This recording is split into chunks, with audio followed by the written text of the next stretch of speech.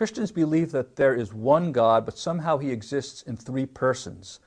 Now, what's that all about? Well, you know, I grew up in a Jewish home, and the cardinal tenet of Judaism is the Shema. Hear, O Israel, the Lord our God, the Lord is one.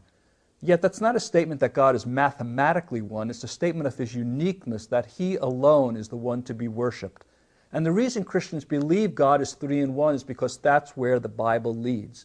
For example, in the Old Testament we have many suggestions that somehow God is more than one in one. The Hebrew word echad, meaning one, is what's used of God's oneness, yet it's also often used about a compound, a multiple unity.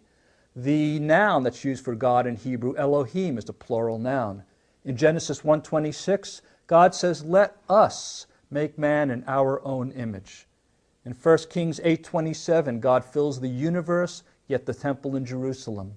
In Genesis 18, three men visit Abraham, and one of them is called God, then a man, then God, and then a man, back and forth.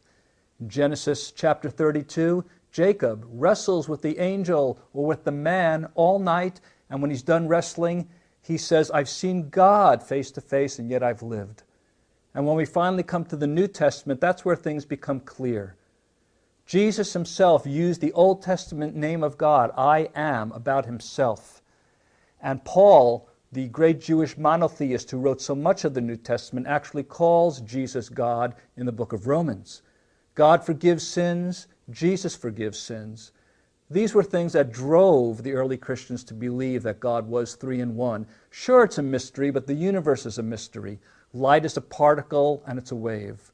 The universe is finite, yet it's expanding and it's curved. All mysterious things. Why should the Creator be any less mysterious than his own creation?